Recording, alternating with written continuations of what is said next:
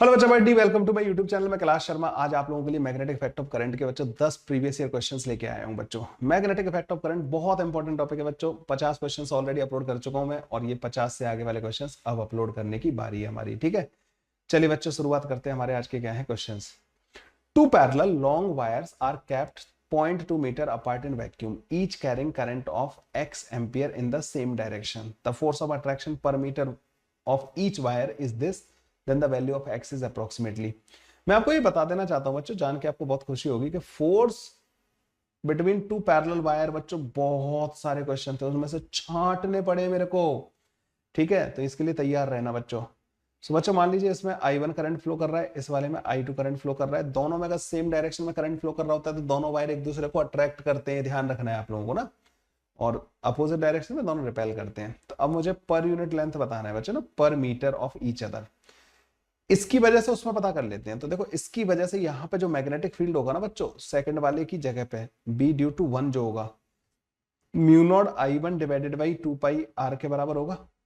इनके बीच का डिस्टेंस मान लेते हैं R के बराबर है। ठीक है, इनके बीच का जो डिस्टेंस है R मान लिया।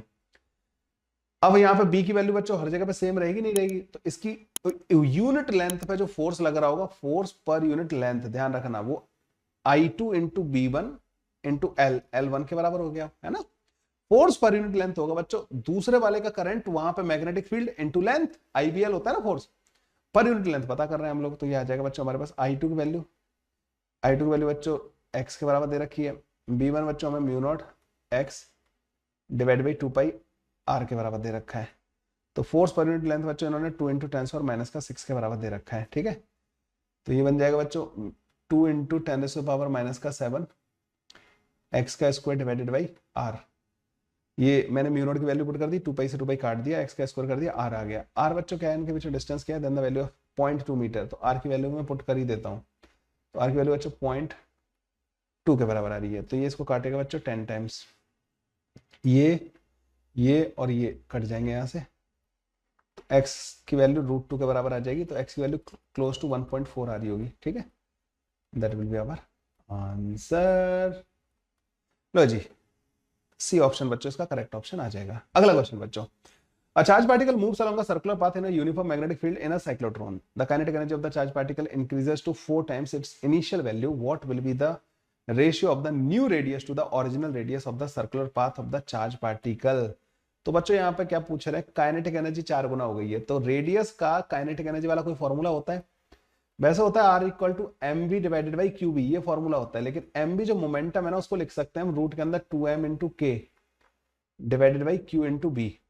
मतलब रेडियस जो होती है ना, वो काइनेटिक एनर्जी के रूट के डायरेक्टली प्रोपोर्शनल होती है। तो अगर आपने इसको 4 टाइम्स कर दिया है तो रेडियस बच्चों 2 टाइम्स हो जाएगी, डबल हो जाएगी। ठीक है, 2 टाइम्स हो जाएगी। तो नई रेडियस जो होगी ना बच्चों, डबल हो जाएगी। तो ratio of the original radius of the circular to the what will be the new radius to original, new radius बच्चों डबल हो जाएगी। और सी ऑप्शन बच्चों इसका करेक्ट ऑप्शन आ जाएगा। लो जी, खत्म ये वाला क्वेश्चन। अगला वाला क्वेश्चन बच्चों, two long current carrying conductor are placed parallel to each other at a distance of 8 cm between them. The magnitude of the magnetic field produced at midpoint between the two conductors due to the current flowing in them is 300 microtesla. The equal current flowing in the two conductor is, अच्छा इसमें बच्चों ये कह रहे हैं कि एक wire ये हो गया और एक वायर बच्चों ये हो गया, they both are carrying current. ठीक है, इसमें करंट मान लो इधर की तरफ मान लेते हैं, तो इसकी वजह से बीच वाले पॉइंट पे यहाँ पे जो मैग्नेटिक फील्ड आएगा ना, वो अंदर की तरफ आएगा। और दूसरे वाले में भी करंट बच्चों उल्टा मानना पड़ेगा। पहली बात तो ये ध्यान रखना, दोनों में सेम करंट है, तो दोनों में मैग्नेटिक फील्ड। अदरवाइज अगर तुमने दोनों का सेम डायरेक्शन में माना होता ना, तो बीच में जीरो आ जाता मैग्नेटिक फील्ड। एक की वजह से अंदर की तरफ देखो, करंट जैसे कैरी कर रहा होता है ना वायर, उस डायरेक्शन में हम करंट को ऐसे पकड़ते हैं अंगूठे से, ऐसे घुमाते हैं, मैग्नेटिक फील्ड लाइन की डायरेक्शन पता लग जाती है। तो इस वाले की वजह से अंदर आ रहा होगा, इस वाले की वजह से अगर ऊपर की तरफ मानोगे तो यहाँ पे बाहर की तरफ आ रहा होता, दोनों का कैंसिल आउट हो जाता है कि करंट भी सेम है। और बीच वाले पॉइंट पे पूछ रहे हो, तो पहली बात तो बच्चों दोनों में करंट अपोजिट डायरेक्शन में होना ही पड़ेगा, तभी बीच में मतलब मैग्नेटिक फील्ड आएगा, अदरवाइज दोनों का कैंसिल आउट हो जाना चाहिए था। अब जो है इनके बीच का डिस्टेंस 8 सेंटीमीटर है, तो ये डिस्टेंस बच्चों 4 सेंटीमीटर के बराबर हो जाएगा। आप लोग यस सर, तो बी की वैल्यू जो आएगी ना बच्चों, मिड पॉइंट पे वो आ जाएगी, 2 टाइम्स कर देना, दोनों का ऐड हो जाएगा, म्यू नॉट आई जो कि पता नहीं है हमें, divided by 2 pi R. R कितना है बच्चों, 0.04 के बराबर। Distance of the point from the wire is this. तो मिड पॉइंट पे बच्चों, जो मिड पॉइंट पे बी की वैल्यू होगी ना वो ये होगी, और इन्होंने इसको 300 इंटू 10⁻⁻⁻6 के बराबर दे रखा है। तो इसको लिख देंगे बच्चों 2 इंटू 10⁻⁻7। आई की वैल्यू हमें पता नहीं है बच्चों, that divided by 0.04 and this is equal to 300 into 10⁻⁻6। देखो ये इन दोनों जीरो से कट जाएगा, ठीक है, ओके, इससे ये कट जाएगा, 10⁻⁻1 बचेगा, ओके। तो आई की वैल्यू आ जाएगी बच्चों यहाँ से हमारे पास, ये भी 2 और 2 4 को काट देंगे, तो आई की वैल्यू जो आएगी ना, ये उधर जाएगा 30 एम्पियर के बराबर आ जाएगी बच्चों, 30 एम्पियर के बराबर in the opposite direction. 30 ampere opposite direction बच्चों, B option will be the correct option. ऐसे करके सॉल्व हो जाएगा। अपोजिट डायरेक्शन वाली बात समझ में आई? नहीं तो दोनों का सेम डायरेक्शन में होता ना तो वेक्टर सम से वो रिजल्टेंट जीरो हो जाता, लेकिन नॉन जीरो आ रहा है बीचों बीच में, दोनों का करंट सेम है। हाँ, करंट अगर सेम ना हो तो बीच में जीरो नहीं आएगा, ठीक है, करंट सेम है तो फिर बीचों बीच में जीरो आएगा। सेम डायरेक्शन में अगर दोनों वायर के सेम डायरेक्शन में करंट है और मैग्नीट्यूड भी सेम है तो बीच में जीरो आएगा। अगले वाले पे आ जाते हैं बच्चों, given below are the two statement, बड़ा स्टेटमेंट दे रखे हैं यहाँ पे, the electric force changes the speed of the charge particle and hence changes its kinetic energy. ठीक है भाई, इलेक्ट्रिक फोर्स तो बच्चों स्पीड भी बदल सकता है तो काइनेटिक एनर्जी बदल सकता है। Where is the magnetic force does not change the kinetic energy of the charge particle. Magnetic force का जो फॉर्मूला होता है बच्चों चार्ज पार्टिकल के ऊपर, वो F equal to Q times V cross B होता है। तो हमें ये पता है कि जो मैग्नेटिक फोर्स आता है ना बच्चों, परपेंडिकुलर टू वेलोसिटी वेक्टर आता है, तो इसकी पावर जो होती है ना मैग्नेटिक फोर्स की, वो जीरो होती है, वो काइनेटिक एनर्जी नहीं बदल सकता। सही बात है, ये वाला स्टेटमेंट तो बिल्कुल सही है। The electric force accelerate the positively charge particle perpendicular to the direction of the field है। पॉजिटिवली चार्ज पार्टिकल को तो अपनी डायरेक्शन में एक्सेलरेट करता है, इलेक्ट्रिक फोर्स तो इलेक्ट्रिक फील्ड की डायरेक्शन में लगेगा ना, पॉजिटिव चार्ज पे, और नेगेटिव चार्ज पे अपोजिट लगेगा। तो ये तो स्टेटमेंट पहला वाला ही गलत हो गया। Magnetic force accelerate the moving charge particle along the direction of the magnetic field, गलत, उल्टा बोल रहे हैं ना उल्टा बोल रहे हैं। मैग्नेटिक फोर्स से परपेंडिकुलर डायरेक्शन में एक्सेलरेट होता है, मतलब एक्सेलरेशन आता है, वो डायरेक्शन चेंज करता है, ठीक है। तो स्टेटमेंट 2 गलत हो गया बच्चों, फिर तो बात ही क्या करनी। Statement 1 is correct but statement 2 is incorrect. C option बच्चों हमारा हो जाएगा करेक्ट ऑप्शन, ठीक है। चलिए भाई अगले वाले क्वेश्चन पे चलते हैं। Two circular coil P and Q of 100 turn each have same radius of pi centimetre. दो सर्कुलर कॉइल है, 100 सेंटीमीटर है, पाई सेंटीमीटर रेडियस हो गई, 100 टर्न है। The current in P and R are this and this, ठीक है। P and Q are placed with their plane mutually perpendicular with their centres coinciding. क्या बनाया भाई इन्होंने, एक ऐसा हो गया और एक ऐसा हो गया, ठीक है, ये इस तरीके से इन्होंने बोला है, ठीक है भाई। द रिजल्टेंट मैग्नेटिक इंडक्शन, तो बच्चों मान लो इसमें करंट ऐसे फ्लो कर रहा है, या ऐसा करो इधर मान लेते हैं, और इसमें ऐसे मान लेते हैं, तो इसका मैग्नेटिक फील्ड इधर आएगा बच्चों, जो सामने वर्टिकल रखा है ना उसका इधर आएगा, और इस वाले का ऊपर की तरफ आएगा। तो मैग्नेटिक फील्ड बच्चों दोनों का फाइंड करके, अच्छा दोनों का नंबर ऑफ टर्न करंट अलग अलग है, तो इसका B1 और इसका B2, ठीक है। तो B की वैल्यू जो आएगी ना वो रूट के अंदर B1 का स्क्वायर प्लस का B2 का स्क्वायर के बराबर आएगी बच्चों, ठीक है, ये ध्यान रखना है। तो B1 कितना आएगा बच्चों, B1 आएगा म्यू नॉट, क्या आता है बच्चों सेंटर पे, mu naught NI divided by 2R के बराबर। तो म्यू नॉट की वैल्यू हो जाएगी बच्चों 4 pi into 10⁻⁻7 mu naught I divided by mu naught NI, तो N इंटू I 1 के बराबर दे रखा है, ठीक है, divide by 2R, 2 into radius कितनी है बच्चों, पाई के बराबर, पाई सेंटीमीटर में दिया है तो 10⁻⁻2 और आ जाएगा, ठीक है। तो ये आ जाएगा बच्चों तुम्हारे पास, इनको अगर काटो 2 टाइम्स -3, तो 10⁻⁻3 टेस्ला आ जाएगा। और B2 जो आएगा ना बच्चों वो बेसिकली उसके पास करंट डबल है, तो वो 2 इंटू 10⁻3 टेस्ला के बराबर आ जाएगा। तो नेट मैग्नेटिक इंडक्शन जो आएगा ना वो रूट के अंदर 5 इंटू 10⁻3 टेस्ला के बराबर आएगा, मतलब रूट के अंदर 5 मिली टेस्ला के बराबर आंसर आ जाएगा, ठीक है। ये आ जाएगा बच्चों आंसर, तो x की वैल्यू 5 के बराबर आ जाएगी।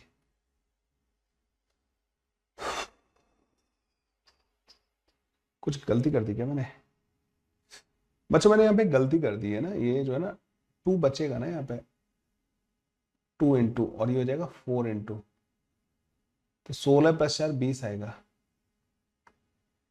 तो x का वैल्यू बच्चों 20 के बराबर आएगा। सही कर लेना यार, ये सिली मिस्टेक जो है ना बड़ी हो जाती है भाई। ठीक है,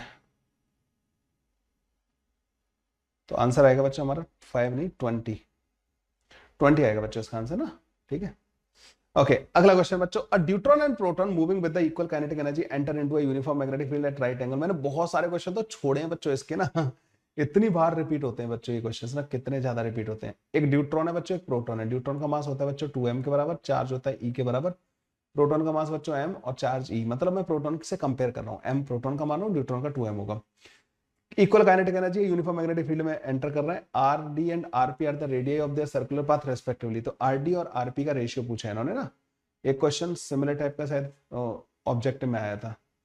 तो radius of deuteron divide by radius of proton जो होगी ना, फॉर्मूला लगाएंगे रूट के अंदर 2m of deuteron into kinetic energy divided by q of deuteron into b divided by 2m kinetic mass of proton divide by q of proton into b। ठीक है, kinetic energy तो same है ना, तो k लिखेंगे उसको, b भी same है कट जाएगा, 2 भी सेम है कट जाएगा, तो ये आएगा रूट के अंदर mass of deuteron divide by mass of proton. Root के अंदर नहीं आएगा, अगला q of proton divide by q of deuteron. Mass कितना आएगा बच्चों ड्यूट्रॉन का 2m divide by m। Proton का चार्ज कितना है बच्चों, प्रोटॉन का चार्ज 2 टाइम्स, सॉरी 1/2। तो यहां से बच्चों हमारे पास आ रहा होगा radius of deuteron, radius of proton. कुछ गड़बड़ हो गई क्या, ड्यूट्रॉन रूट के अंदर 2m k divided by q into this, और मास ड्यूट्रॉन का ऊपर आएगा, ठीक है वो 2 टाइम्स होगा, और मास प्रोटॉन का नीचे आएगा। रेडियस ऑफ प्रोटॉन मतलब चार्ज ऑफ प्रोटॉन ऊपर आ रहा है, चार्ज ऑफ ड्यूट्रॉन नीचे आ रहा है, तो 1/2। यार ये तो मेरा आंसर 1/√2 आ रहा है? और ये करेंगे √x। मैं तो फिर भी एक 2 फिल करके आऊंगा, वैसे तो आंसर 2 ही आ रहा होगा ना। यार ये आ रहा है आंसर, इक्वल काइनेटिक एनर्जी है इनकी, रूट के अंदर 2m इंटू के divide by Q into B. उसका मास ज्यादा है तो क्यू भी तो ज्यादा है, तो रेडियस उसकी कम आएगी ड्यूट्रॉन की। गलती है बच्चों इस वाले क्वेश्चन के अंदर ना। ठीक है, अब यार मेरे से कोई इतनी इसलिए मिस्टेक तो नहीं कर रहा हूँ यहाँ पे, कुछ गलती लग रही है मेरे को तो, फिर भी अगर हो गई हो तो इग्नोर करना और आगे बढ़ना। ठीक है भाई, कमेंट कर दूंगा अगर ना, अगर मुझे लग रहा है इसमें गलती मेरे से हुई होगी ना, तो मैं कमेंट में बता दूंगा कि यहाँ पे कहाँ गलती हुई है। ठीक है, a singly ionized magnesium ion जिसका ए जो है 24 ion is accelerated to kinetic energy 5 kilo electron volt. ठीक है, ए की वैल्यू मतलब ना उसका एटॉमिक मास नंबर 24 दे रखा है। 5 kilo electron volt is projected perpendicularly into the magnetic field of 0.5 tesla. The radius of the path कितना होगा बच्चों, दैट दे आर आस्किंग। गंदी calculation they are asking actually. Radius जो होती है ना बच्चों, वो रूट के अंदर 2m इंटू के डिवाइडेड बाई क्यूबी के बराबर होती है। ठीक है, तो सिंगली आयोनाइज्ड है। इसका जो मास होगा ना बच्चों 24 इंटू मास ऑफ प्रोटॉन कर देंगे, which is 1.6 into 10⁻⁻27। Mass of neutron proton almost बराबर ले लेते हैं, और इसका एटॉमिक मास नंबर 24 दे रखा है, मतलब mass of proton and neutron यही होंगे। That into kinetic energy 5 kilo electron volt दे रखी है, 1.6 into 10⁻⁻19 divide by q. Singly ionised है, 1.6 इंटू 10⁻⁻19 इंटू बी कितना दे रखा है बच्चों, 1/2 के बराबर। ठीक है, एक काम करना 1.6 और 1.6 काट देना बच्चों, 19, और यहाँ से 19 निकाल लेना, यहाँ बनेगा 10⁻⁻8 बचेगा, इसको भी काट देना। ठीक है, ओके। सो बच्चों ये 2 ऊपर चला जाएगा, आर की वैल्यू आ जाएगी 2, और ये 24 पंजे 120, और ये बन जाएगा रूट के अंदर 240 इंटू 10⁻, रूट के अंदर ही आएगा -8 इंटू 10⁻⁻3। आर की वैल्यू आ रही होगी बच्चों यहाँ से हमारे पास, -3 नहीं है, +3 है, 10 ना, +3 और एक ये 4, तो ये 10⁻⁻2 तो बाहर आ जाएगा, मीटर में लिख रहे हैं। रूट के अंदर 96 आ रहा होगा बच्चों ना। आर की वैल्यू बच्चों वेरी क्लोज टू 96 का जो रूट होता है बच्चों, वो करीब करीब 100 के क्लोज है ना, तो 10 सेंटीमीटर के करीब आंसर आ जाएगा। It will be close to 10 centimetre. ठीक है, 10 सेंटीमीटर के करीब इसकी रेडियस इसकी फॉर्म हो रही होगी। अगला क्वेश्चन बच्चों, a wire of length 314 centimetre carrying current of 14 ampere is bent to form a circle. तो लेंथ दे रखी है बच्चों उसकी और एक सर्कल बना दिया। The magnetic movement of the coil, magnetic movement का क्या फॉर्मूला होता है बच्चों किसी भी लूप का? तो मैग्नेटिक मूवमेंट होता है बच्चों एन आई इंटू एरिया के बराबर, ठीक है। ओके, तो लेंथ दे रखी है हमें लेंथ, तो 2 पाई आर जो होगा वो 3.14 मीटर के बराबर होगा। 2 2 पाई आर बच्चों हमारे पास इसके बराबर होगा, तो पाई की वैल्यू तो 3.14 हो जाएगी, तो आर की वैल्यू बच्चों 1/2 मीटर आ रही होगी, ठीक है। करंट हमें दे ही रखा है इन्होंने, करंट दे रखा है 14 एम्पियर के बराबर, तो बस एम आ जाएगा बच्चों। नंबर ऑफ टर्न 1 ही है, कुछ बोला नहीं उसके बारे में। आई जो है 14 हो गया, एरिया बच्चों हमारे पास पाई इंटू आर का स्क्वायर विच इज 1/4। पाई को बच्चों 22/7 रख देना, एम की वैल्यू आ जाएगी तुम्हारे पास 22 डिवाइड बाई 7 इंटू 14 इंटू 1/4। इससे ये 7 बार कटेगा, ये कटेगा और 11 बार कटेगा, तो एम की वैल्यू बच्चों 11 के बराबर आ रही होगी, है ना। 11 एम्पियर मीटर स्क्वायर के बराबर हमारे पास आंसर आ रहा होगा। इजी क्वेश्चन था। A closely bounded circular coil of radius 5 cm produces a magnetic field of this at its center. The current through the coil will be, लो भाई एक और easy question. B at centre जो होता है ना वो N mu naught I divided by 2r के बराबर होता है। नंबर ऑफ टर्न कितने दे रखे हैं बच्चे उसके? Given the number of turn in the coil is 100। Mu naught बच्चों 4 पाई इंटू 10⁻⁻⁷ के बराबर होगा। आई जो है बच्चों यहाँ पे हमारे पास पूछा है इन्होंने, divide by 2 into radius, radius बच्चों 0.05 के बराबर हो जाएगी, ठीक है। बी की वैल्यू कितनी दी है इन्होंने? 37.68 इंटू 10⁻⁻⁴। तो ये काटेगा इसको 10⁻⁻³ बचेगा, है ना। This is equal to 2 pi into 10⁻⁻³ I, ये कट जाएगा बच्चों, 10⁻⁻⁴ आ जाएगा। पाई की वैल्यू बच्चों इन्होंने 3.14 दे रखी है, मेरे ख्याल से ये 10 11 12 12 चौक 48 और 12 कम 12 और 4 16 12 36 और 37, ये कटेगा बच्चों ना 12 टाइम्स कटेगा। पाई से इसको काटोगे ना 12 टाइम्स कटेगा। आई की वैल्यू आ रही होगी बच्चों यहाँ पे हमारे पास, आई की वैल्यू आ रही होगी हमारे पास कितनी आ रही होगी? ये -4 था, अभी -1 फिर भी बचा, तो 0.6 एम्पियर के बराबर। और क्या बच गया? अच्छा, ये इसके डेसिमल उड़ाए थे बच्चों मैंने ना, 5 तो बचा ही था ना यहाँ पे, तो ये 5 मल्टीप्लाई भी होगा यहाँ पे ना, तो इंटू